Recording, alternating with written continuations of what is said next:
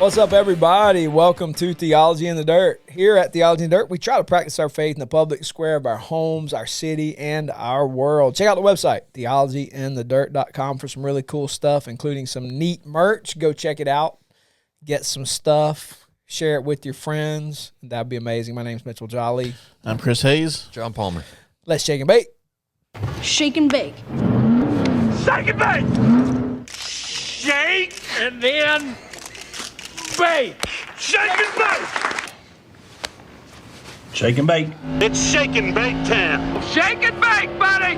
Shake it before you bake it! Love it. Y'all, we've been dealing with spiritual warfare. We're going to continue to talk about spiritual warfare today. We've been in Ephesians chapter 6, dealing with the armor in this warfare. See, I'm doing the right. They were trying to tell me how to stay in the microphone. They say I turn my head and my voice goes in and out. And John was modeling for me how to stay. It's really not that hard. You just kind of like. Well, yeah, it's true. I just have to. But when you do that, it looks like you're eating an ice cream cone. You're trying to figure out what's the next best bite. Well, you spoke my favorite food and ice cream, so I'm in. I'm like, oh my gosh, yeah, we're 2 seconds into the podcast and we have digressed. Squirrel. Yeah. Squirrel. Spiritual warfare. Speaking of squirrels and spiritual warfare, we're Yeah. at Ephesians chapter 6. We're talking about the armor of God, and today we're on the shield of faith. So let me read Ephesians 6:16. I got some thoughts I want to share with you, and let's just chop it up a little bit. Ephesians 6:16, in all circumstances, every circumstance, take up the shield of faith with which you can extinguish the flaming darts of the evil one. So when I started thinking about the shield of faith, so the weapon is faith. Instantly my mind went back to the Old Testament, and Deuteronomy 7:9 came to mind, where, because I started thinking it's easy to talk about faith and just talk about us. And it matters because Paul is talking about our warfare. So it is about us and how we make war. But when we're talking about the issue of faith, instantly, I don't know why, Deuteronomy 7:9 came to mind, and it speaks of the Lord as being a God who is faithful. And so that sent me on this little journey to talk about faith a little bit from the perspective of faith is not just something that we have. Faithfulness is a characteristic of God. God is faithful. Deuteronomy and 7:9, multiple passages call God merciful, faithful. Faithful. God is faithful, faithful, faithful, faithful, faithful. And then because God is faithful, he calls man to faithfulness. Now that's fascinating to me. Because as I got into that, I started, okay, God is faithful, but God is not faithful the way man is faithful. So God does not have to exercise faithfulness the way we have to exercise faithfulness, because God's eternal. He is not having to believe something may come about. He's the creator of the universe, and all things come about according to the counsel of his good will, the Bible tells us. So God's faithfulness is not the same as our faithfulness. Does that make sense? But God is completely faithful. And then because he's faithful, he calls his creatures to be faithful. And all over the Old Testament, there are examples of men being called to faithfulness because they're image bearers of God and they don't act faithful. They don't imitate him well.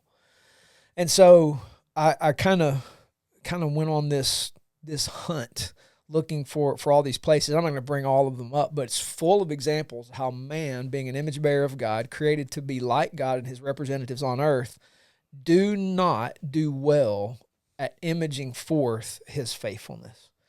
But God is never lacking in faithfulness. He is always faithful. But our call to faithfulness does not exactly mirror who God is as faithful, because the issue of sin.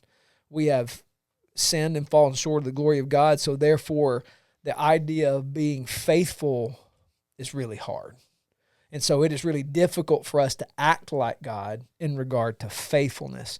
And so in the Old Testament, the concept that's translated faithful stems from a Hebrew word that emphasizes steadfastness, reliability, loyalty, trustworthiness, and it's demonstrated through God's actions and his keeping his covenant with us. So God is steadfast, reliable, loyal, completely trustworthy, and everything he does for us, to us, through us, in every way is to keep his word, to keep his covenant with us. He's completely faithful.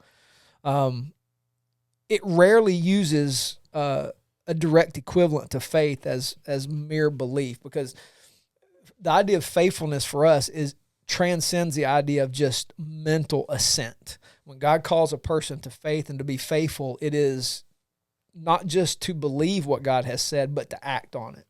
So it's okay, I hear you and I understand the words, so I get the concept, but now you want me to go do something. So God is faithful in his being, in his very person, and he works that out in steadfastness, reliability, loyalty, trustworthiness. He calls us to faithfulness and demands we act on it, not just know it, but do something about it, right? So that's where the curse has messed us up. So faith is a struggle for us. In the New Testament, faith is a word that can mean belief and trust and confidence, but it's also emphasized, Hebrews 11:1, with action. So it is an understanding. We have to know what faith is, but then we have to do something with it like God does. God is faithful in his being, and then he works that out. Old Testament, New Testament faith are deeply interconnected in a biblical theological framework. New Testament faith produces then faithfulness, and you can find this all over. So therefore, faith in the Lord is never just an idea. It's always worked out. Faith without works is dead, right? So we believe, but then like God, we have to act it out. We have to do something with it.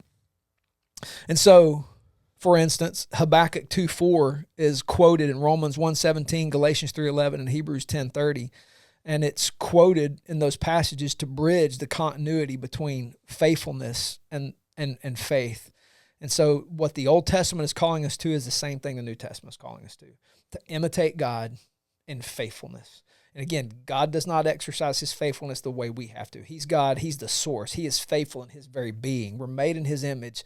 The curse of sin has broken that in us and made the exercise of faithfulness really difficult and really challenging. Therefore, we must be transformed, saved, given a new heart so that we can then work out that faith, as Paul will say, in fear and trembling.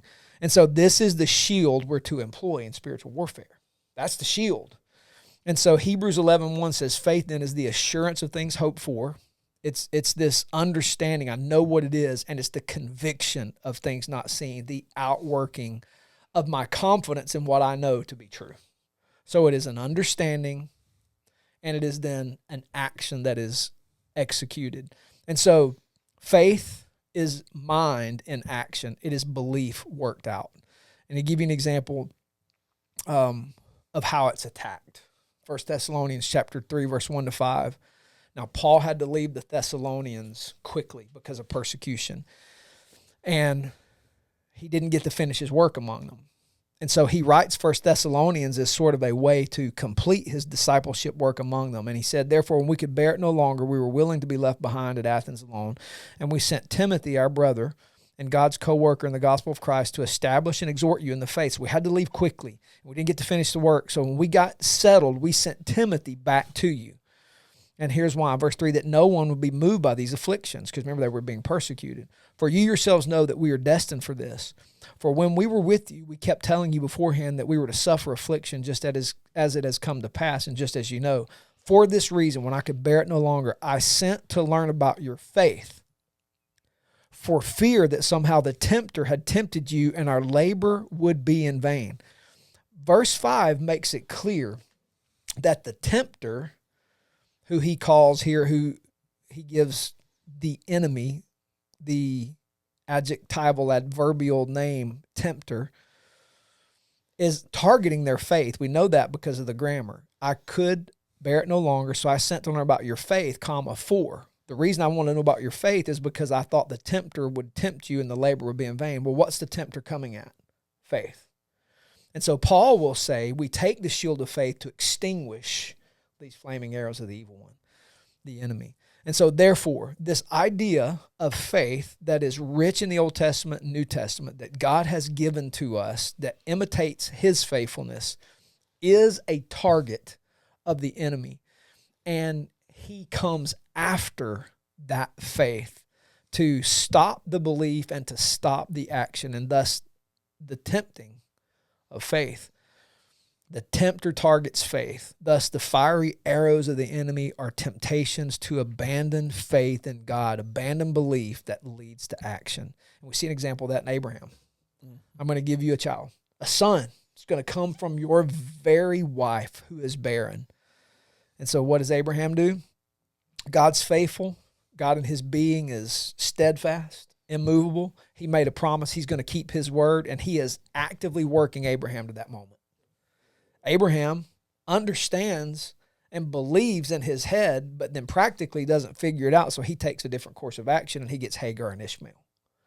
That's faithlessness. Faith looks like, I will not take Hagar because God promised to give me a son through my wife. And so the tempter came at Abraham to tempt his faith in God, and the result was Hagar and Ishmael. And so Abraham acted faithfully when he took Hagar and had Ishmael. And so therefore that gives us an example of what the flaming darts, these flaming arrows from the evil one look like. And he says, how do you extinguish them? Faith. So I took a long way around to get to that verse, but I think it's important not to just locate faith here in this verse, but understand the idea of faith is rooted in the nature and character of God and is present from the opening pages of the Bible to this point. And so if we want to know what faith is, we look at the nature and character of God, and then we know what he's calling us to do. And so I hope I didn't mess up anybody's theology there. I don't want anybody thinking that God has to exercise faith like we do. That's not the case. God does not have to exercise faith. He is faithful in himself, but he calls us to exercise faith. And so what does faith look like? It looks like imitating God in his faithfulness. Does that make sense? Mm-hmm. Yeah. Okay. I want to shut up and ask this question. What do the flaming arrows look like? If that's kind of getting into what faith looks like, what do these flaming arrows look like, and how do we respond to them? Whew, I was just processing a lot. There's a lot of good stuff in there. I mean, I think just generally speaking, it's, his attempt to thwart our faith or to get us out of trusting the Lord. It's things like accusation, temptation, doubt. Sometimes it's condemnation. Sometimes it's in the form of lies or deceit or trickery. Trickeration. Because if you think about it, I'll later on I'll share a little bit more historical context because I like putting that in there when we talk about these pieces of armor. But just even talking about flaming arrows, like taking that to another level of just a regular arrow, because a flaming arrow not only just seeks to hit somebody, that's the only way it can be effective. You can miss, but still light somebody on fire. You know what I mean? So sometimes you just have to get close enough.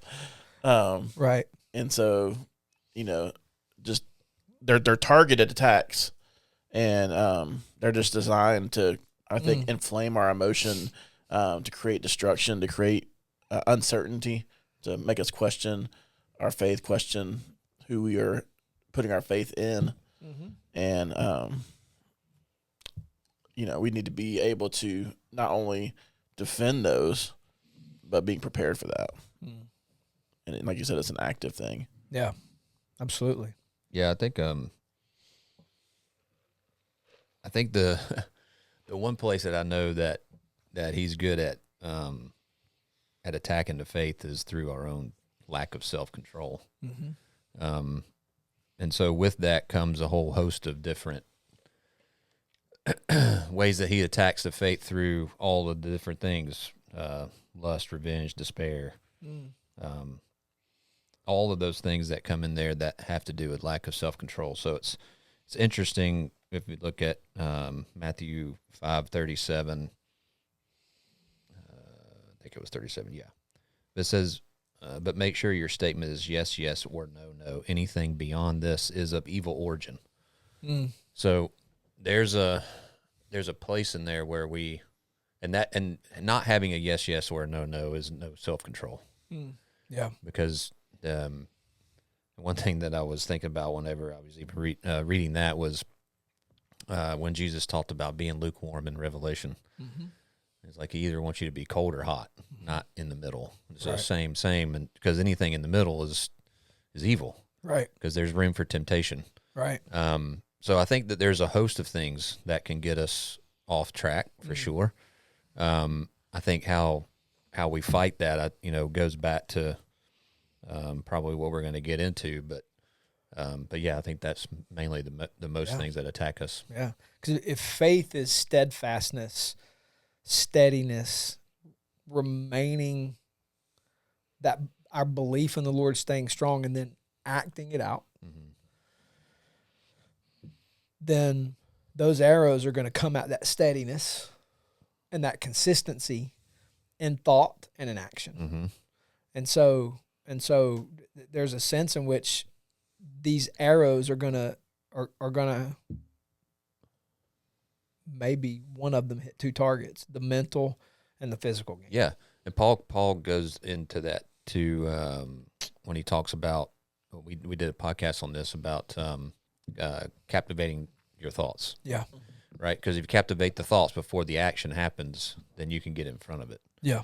And but the thought always happens before the action happens. Always. There's your flaming arrow. Right. Right. Exactly. Yeah, that's it. And so if you can captivate the thought, then you can put the shield up, the shield of faith, and say that's not a true thought. Yeah. That's not a thought that's aligned with what God says or who he is or who he asked me to be. And therefore the shield of faith comes up. If you don't ask yourself those questions and you don't captivate those thoughts or capture those thoughts, Right. you've put the shield down, and then the arrow is going to hit you every time, and you're going to act on the thought. Yeah. And it's just it's unfortunately that's Yeah. unfortunately that's just true. It's true. So in a degree, faith, the shield of faith looks like taking thoughts captive, having a discernment about the source of that thought. Is that thought my thought? Is that thought from the Spirit? Is that thought from an evil spirit?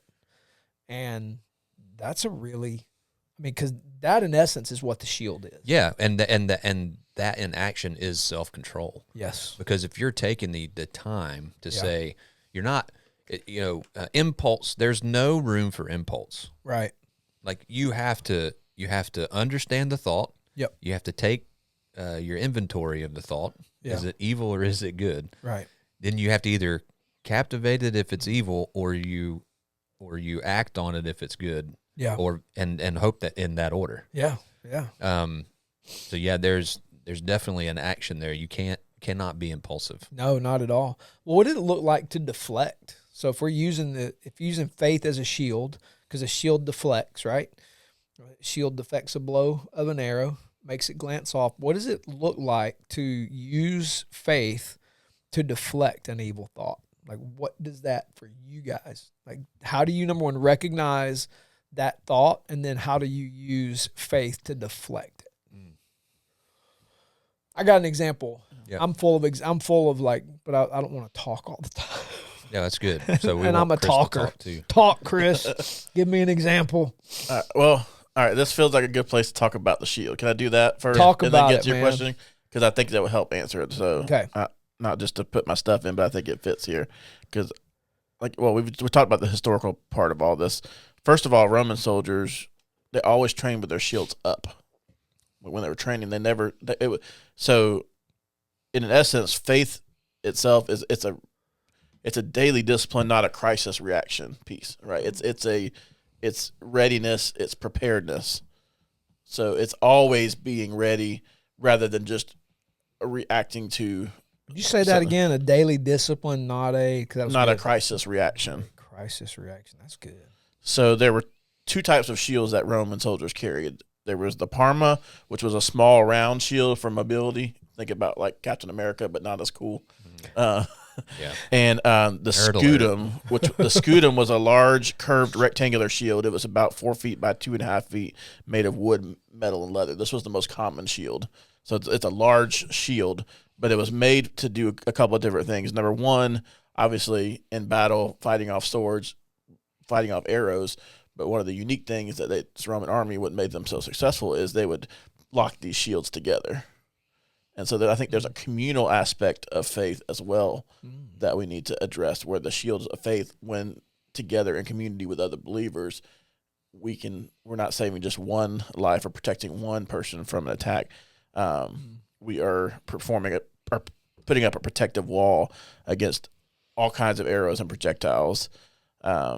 And so these soldiers would huddle underneath these overlapping shields to protect the unit. But then they would also use those shields as an offensive weapon to advance forward, carrying that protective unit, or to push off the enemy, to push them back. And so what was used for defense can also be used for offense in the context of a community and together and unity. And so your question being like how, using that for examples, like for me, I think it's a reminder to be ready in all circumstances. And so that's walking in the daily disciplines of prayer, of scripture, of listening, being obedient to the Lord, not walking into sinful activity, all those things. And I know that a lot of that seems like maybe a churchy answer, but it's easy to get off of those. And when you're outside of that, that's when maybe the shield gets lowered. Sure. Maybe you become unprepared. Maybe you're not aware of the rustling in the grass behind you of a sniper trying to sneak up and take you out. And so and then of course, what he wants to do also is he wants to pull us out of that locked together formation, because it's much easier to pick people off one at a time if you can get them away, but it's nearly impossible to certainly with arrows to take out a group that's together. Yeah. I think to give a very general illustration of that would be the passage in 1 Thessalonians that I read. Paul and his team were able to escape from Thessalonica. The believers who stayed behind suffered afflictions, verse 3. And Paul reminded them, we were destined for this. Remember, we let you know this was going to come. And you sent us away appropriately so we could continue this work, but I was burdened for you, so I wanted to find out how you were. So we sent our very life back to you. We sent this brother back to you to learn about your faith, because the tempter might come at you. What might that arrow look like? Paul's a liar. Paul's words don't match his actions. Jesus, no good. We're suffering. The dude who told us about Jesus taught us to abandon these other gods. He's now left us, and it feels like Jesus has left us. Maybe we should go back to this other deity. So let's do it. What are we waiting on? Jesus hasn't worked out so well. So what you guys think? Yeah, makes sense. That's really good logic there, Jolly. Jesus hadn't worked out so well. In fact, since we turned to Jesus, all we've got is beat down. Things were pretty good when we worshiped Artemis. Let's go back. Defeat the logic. So how do you deflect? How does faith deflect that arrow? Talk amongst yourself. I mean, it's hard, and I think that's why. Yeah, it's hard. It's hard. It's hard because it's difficult. Because you have to consistently practice it. Going back to what Chris said. Yeah, it's not just a one-time thing. No, that's right. It's going to be repetitive, right? And you're going to find yourself in different situations that's going to beg a different response or how you go about doing it. Right. One thing that I was thinking about when you were just talking through that was that the only thing, if you can have self-control in those moments where your mind starts running rampant, and it does, there's power in the testimony. Right. So if you can take your thoughts and then steer them back to the testimony of what you know is true and what you have seen Yeah. and testify to what God has done, Right. it shifts everything. It does. Because now it's like, because if he did that, he can do this too. And it shifts your mind back to the faith of, I'm going to trust Jesus because Right. 14 million times he did it. Yeah. And it was true. And what makes this any different? It's not different. And you can get yourself there where you're back now, you put the shield back up because now you've taught yourself in your thoughts back to the truth of what you've already eyewitnessed a lot of times and what you've heard other people who have eyewitnessed and walked through life have done at times. And, that's the communal nature that Chris is talking about. Like sometimes that's going to require, I may say out loud, boys, I'm just not trusting the goodness of the Lord. Yeah. And I'm did it in last a night. hole. There you go. I'm in a hole deep, and you're like, "Hey man, don't you remember that time? Yeah. Don't you remember that time? Don't you remember that time?" And I laid down last night and I started my prayers. Was like, why haven't I seen any of your miracles? And he reminded flaming dart. Yeah. There it and is. I was like, wait a minute. I was like, okay, let me think about that for a second. And the one that just came to my mind, and I think it's the most beautiful miracle ever that has just recently happened in our church, is that you have a couple who lost a baby who now is going to have twins. I know, right? Yeah. Yeah. Yeah. That's insane. not accidental. No. Yeah. That's the Lord going, watch this. Yes. Yeah. And just watching them go through their struggles of faith. Yeah. And before that, and then watching the Lord bless them in this manner. Now, what the Lord does with that is still up to Him. We're praying through that. Lord, please, you can bring them to us. Yeah. But it's so that one story came to my mind, and I was like, I've already seen it. Yeah, there it is. So why am I asking you where are your miracles? They're right before my eyes. I just have to remember them. Yeah. I have to captivate the thought. I have to put the thought against the test of what he says to put it against. It's good. And it's got to, and if it doesn't pass the test, it's an evil thought. It's an evil thought. Discount It came from dark forces. Yeah. Right. Yeah, there you go. It's a reminder to me of, I think this is why Paul is very intentional in this passage of every piece, and including when he starts off, he says put on. There's an action attached to every thing. And so which to me, that action it's an identification of what that's for. It's a clarifying, it's a reminder. So I put on helmet of salvation. I'm reminded I'm his, I put shield of faith to remind me, and a lot of those shields probably have like little holes in them and stuff to remind me of all the times that he's defended those darts from me. Yeah. I reminded of, you ever seen the movie The Knight's Tale? No. Or A Knight's Tale. It's got Heath Ledger in it. Okay. All I could see is A Knight's Tale. all I could see is Scrooge McDuck. So anyway, it's long story short, great movie, by the way. It's a lot of fun. You're thinking DuckTales, aren't you? Yeah, DuckTales. Yes. That's awesome. So similarly to DuckTales, in no way is A Knight's Tale.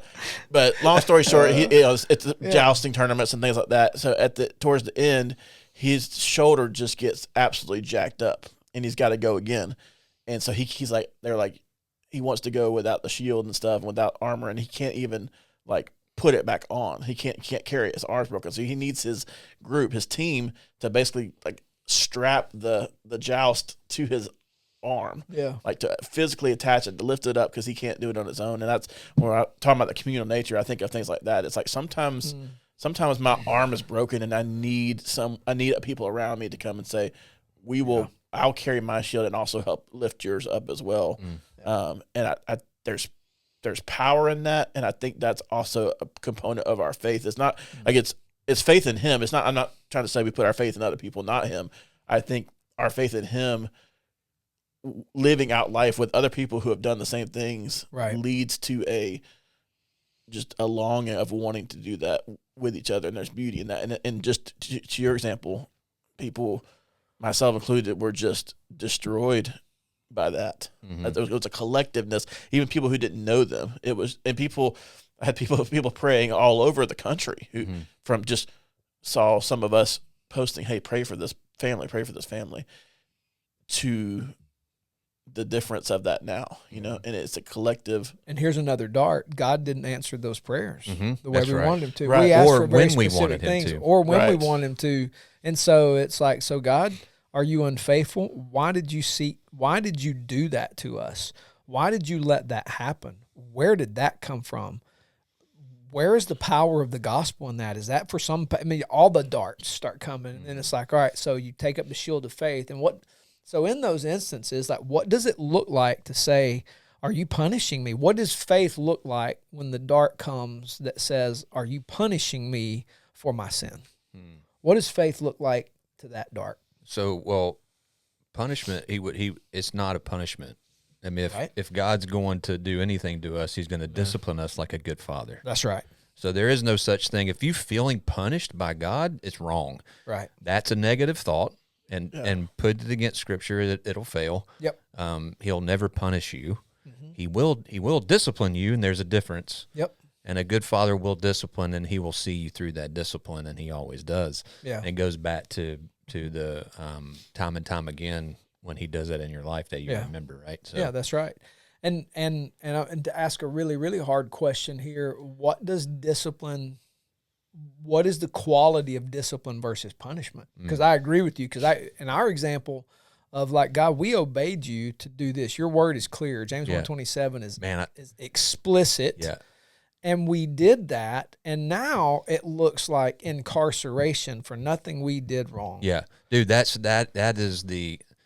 one of the main, I think, arrows is he twists that punishment and discipline. I agree. So the evil one takes what God is meaning as discipline and turns it into our minds, and then what he whispers to us as punishment. It's like, you're not worthy enough. You're not.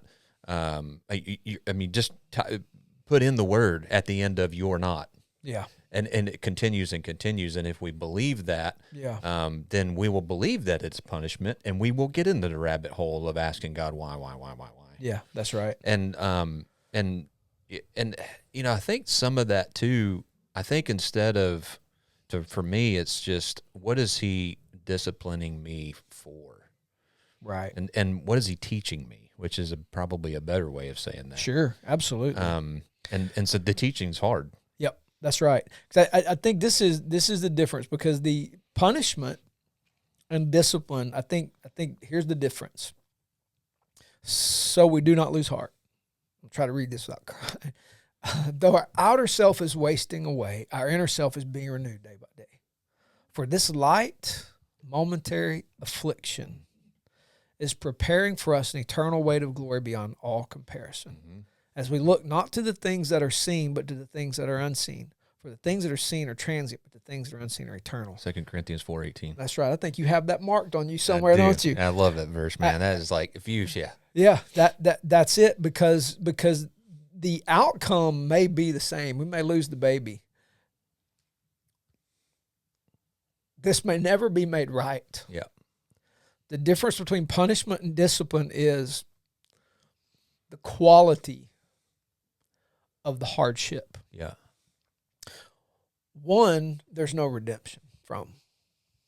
The other has eternal reward connected to it. That this affliction here is only preparing us for an inheritance that will be much better, the likes of which we can't imagine. That doesn't assuage the hurt fully here.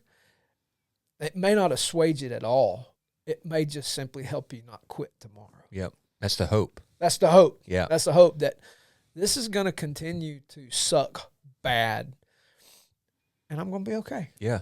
I'm going to get through the focus is not on Yeah. here and now. The That's focus right. is on Yeah. the prize. I'm not mailing in faith in Jesus because this is hard.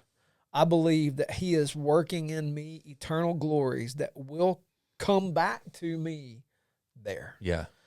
Man, this one thing that I was, when I was just studying through it, reading some commentary, it was interesting on the shield too, that because I got hung up on the first part of 16. It says, in addition to all, which if you that in true translation is all in all.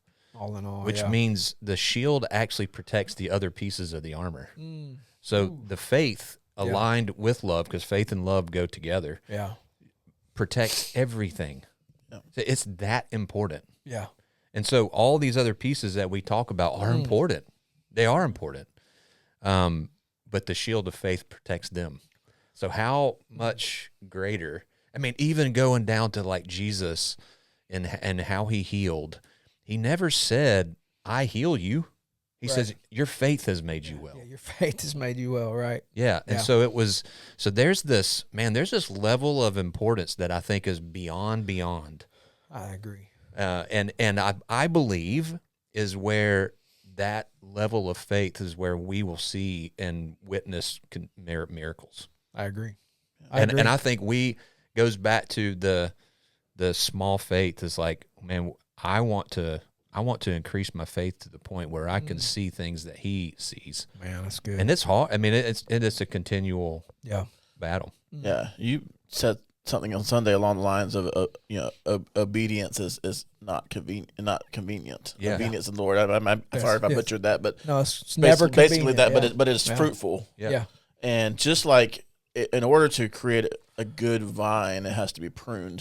So Right. you've got to cut off pieces that hurt the vine in order for it to grow in the nature of which it's supposed to grow to be the most fruitful. It can be fruitful if you don't prune it, but it's not going to max out its fruitfulness. Yeah. And so, and that's why whenever I think of discipline, whenever I think of that picture, that word pruning always comes to mind. I'm like, it's better for me to lose my arm, but to be more fit to stay alive for another battle coming than it is for me to just, never be scorned, never be hit. And so that walking in faith is hard. It's not, it's not convenient, and it doesn't always make sense. We don't always get the answer we want. We don't even sometimes get an answer at all, at least in the form that we were looking for. Yeah. I think there's always an answer, but there's power in just walking in that and understanding that my view of what's good for me is not perfect, but his view is. Yeah. And I, just as a parent, and you guys are parents too, like when you discipline your child, it's like, I don't want to do that. Like my goal is not to make you sad or angry or, to remove you from us or take Depends things on away. how bad they were. True. Yeah. I had no problem with doing it the other day. It was like, what are you doing right now? Right. But it's always, but the intention there, the purpose is out of love. The intention is so that she or he will make the right decision later on. Yeah. Down when I'm not there to help correct them. Yeah. And it's not that much difference for us. Yeah. That's right. As believers. That's good. This is I don't want to get us too in this rabbit hole, but I think it's an important question because faith is a popular topic. It has been, particularly in the circles of people who aren't necessarily naturalistic. Yeah, they have faith in they have faith. Yeah, like that. So is faith a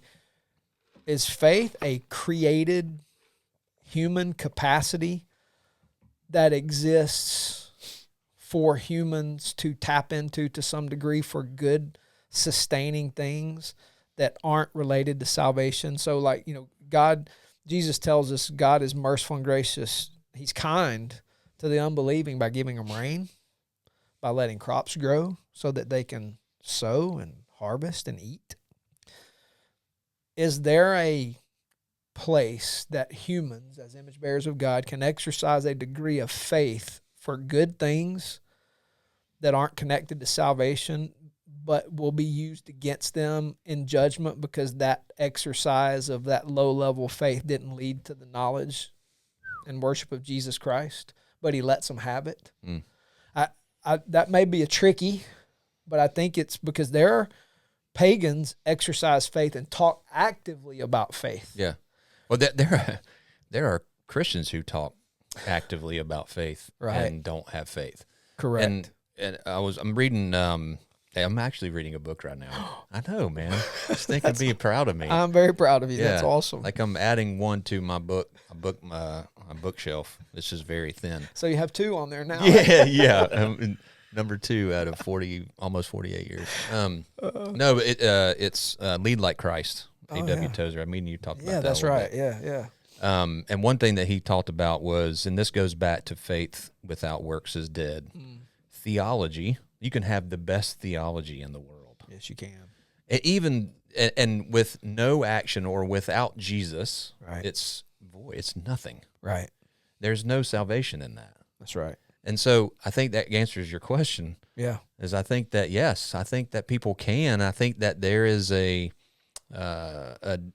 way God designed us in his image, like you said, we have the capability of having faith in things. It's what is the object of your faith? Yeah, that's right. Yeah. Faith can be used as a force that may have some kind of thing for people, because pagans believe and get results. Now, who's giving them those results? I don't know. Is it a force that just humans can enact? And again, on the last day, without faith in Jesus, it will be used against them, because the Lord said, I gave you that, and you, Romans 1, it. You turned it into the worship of other things rather than trust in Jesus Christ. Therefore, depart from me. Your faith was worthless. Yeah. And so if that's true, then for us as Christians, what are we missing out on when Jesus said things, who came to him, your faith has made you well. He said that. Yeah. And I don't want to turn that into weird, funky Joel Osteen crap, because that's all garbage. But do we undersell the power of the shield to reject evil, lean into good, and come what may, I will not move off of this rock that you intend to me good, and I will receive it in time by faith. Mm-hmm. And I think, man, I want to be there. I'm not. I'm confessing to brothers, I am not there. There's an intellectual, spiritual block with me on that I don't know how to get over. Yeah. But I can't read those texts. If somebody says you are there, I would run. Yeah, they may be going. Yeah, they got they another ain't spirit. There. Yeah, because they're working out your salvation with fear and trembling is a lifelong. Right. Because I think there's a place for us to, by faith, reject that. No, God doesn't ever want to do me good. He just wants me to suffer. Mm-hmm. All right, I'm going to say this. I feel like, and I may make some people mad. I like old Pastor Paul Washer. Brothers loves the Lord, but sometimes I think he's just miserable. Just miserable. And you're all miserable, and you just don't know. And I'm like, maybe, but is there something? I mean, is there good for us to be had if we hang on, and it's not all misery and even in the suffering, it don't all have to be suffering. Yeah, like they were in the storm and Jesus was asleep. I have to hold the intention that there's going to be storms. Yeah, no avoiding them. Yeah, the cross is the only method of discipleship. Death, hardship, difficulty is coming my way, your way, all our ways, and it's not going to be one; it's going to be many. Yeah. So if you're in the sunshine, there's a storm coming. Just expect it. But you don't walk around waiting for the carpet to be swiped. Correct. I in the middle of it and in before it, I can still walk in the victory of a shield of faith in front of me that says, "Come what may, I have joy." Yeah. Yeah. And that's not Osteen, that's not Copeland, that's not those people going to hell using the name of Jesus, but that's like a victorious Christian living. Yeah, I think absolutely. Yeah.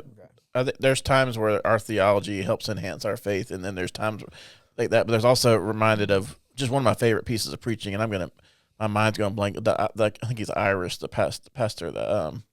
He's real famous.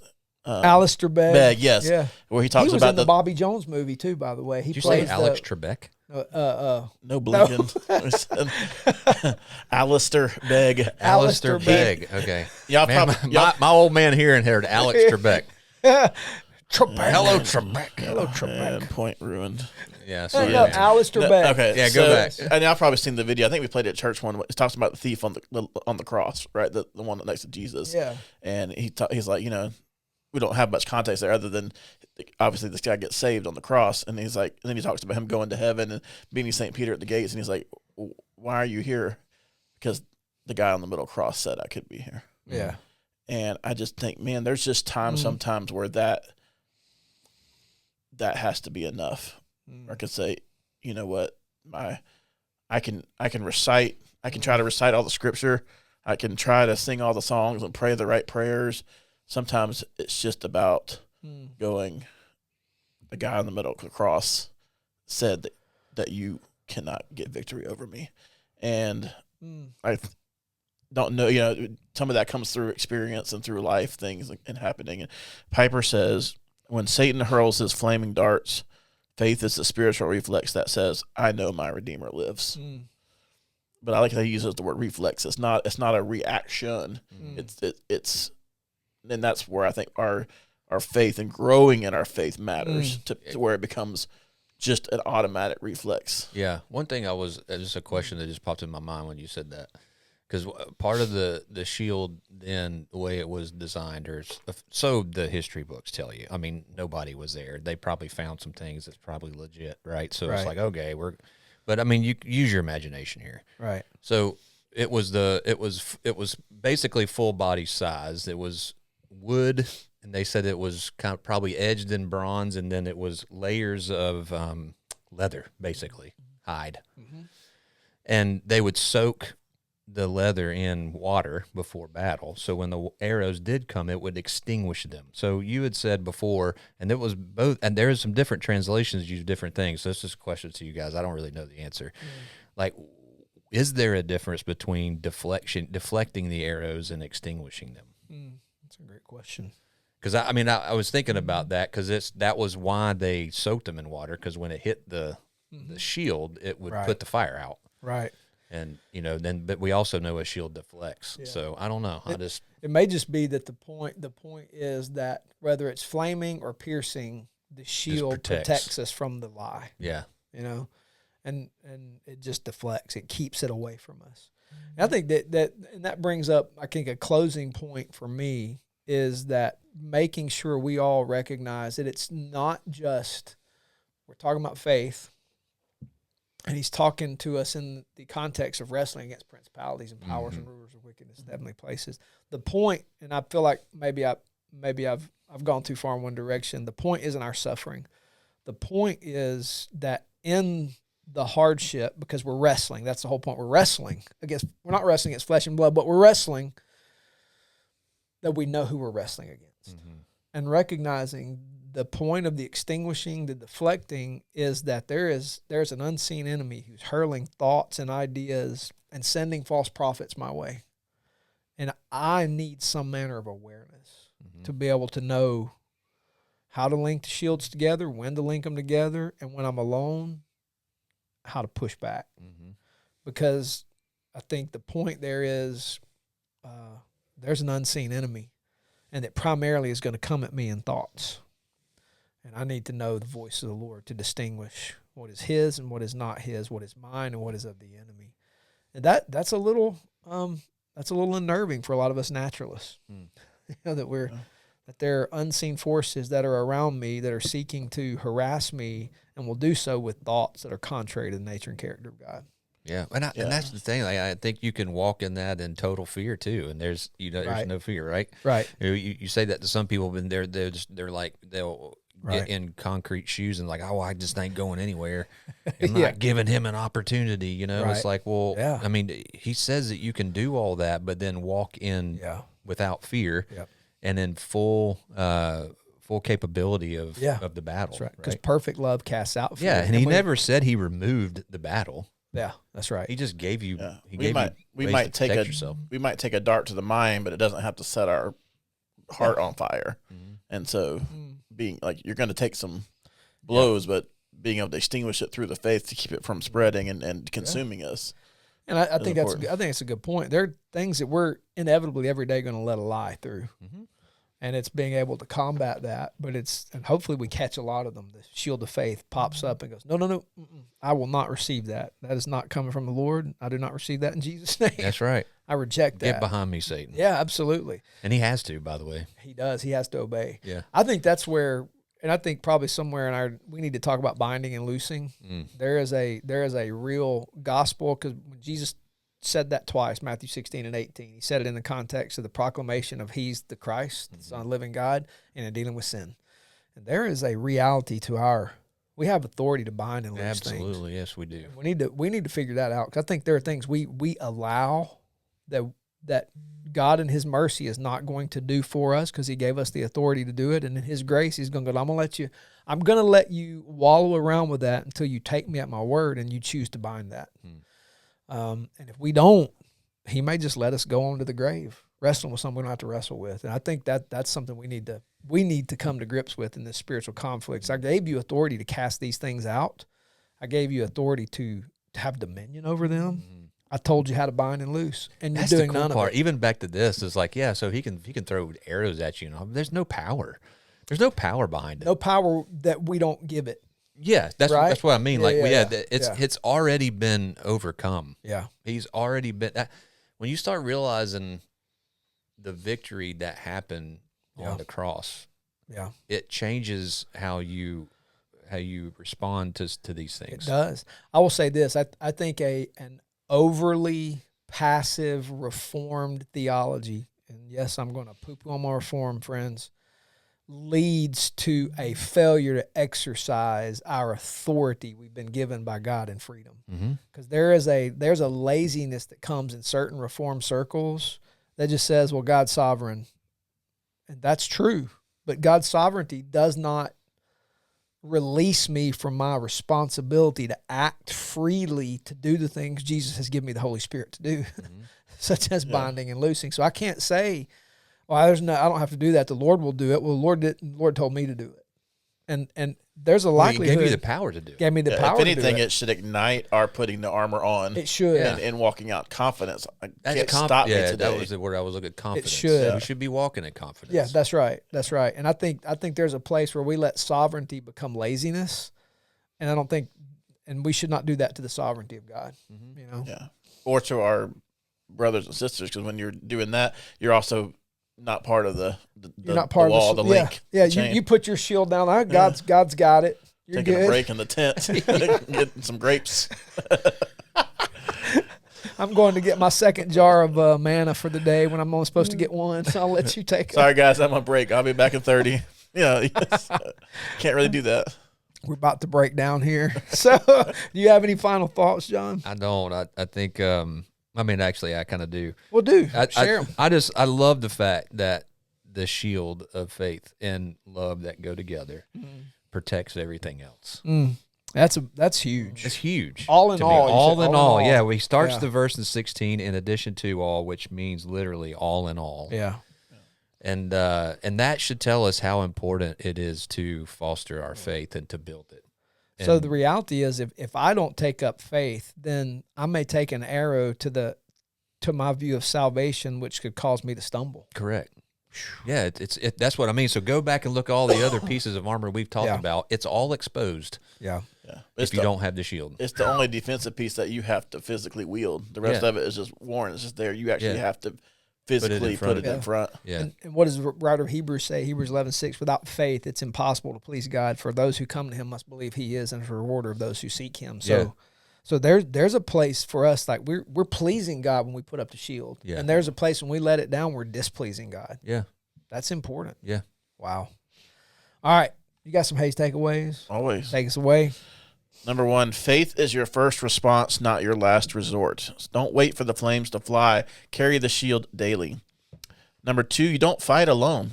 The shield of faith links you to the body of Christ in corporate strength and protection. Number 3, your shield works because God is trustworthy. The power isn't in your faith, it's in who you place your faith in.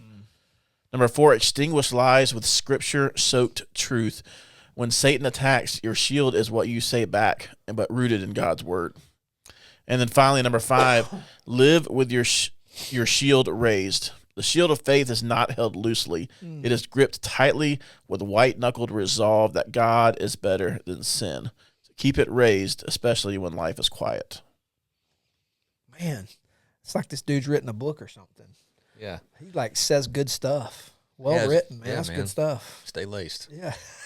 That's pretty awesome. Stay laced. Stay laced, grip it tight. I love it. Well done, man. That's good stuff. Well, guys, thank you for joining us for Theology in the Dirt. Appreciate you watching. Appreciate you listening. Appreciate you sharing the podcast. And thanks for giving us a good little 5-star rating. That's pretty awesome. Don't forget to go to the website. Sermon notes are there for you. Links to the podcast. We're available on all platforms. And so that's pretty fun. We appreciate you guys. Send us emails, theologyindirt@gmail.com. If you have questions, We usually get a few by text, but don't forget, use the email. Send us some stuff, and we'll do an episode here soon with a bunch of questions, and that'll be a lot of fun. So, Lord willing, we'll see you guys next time. Take care. Out.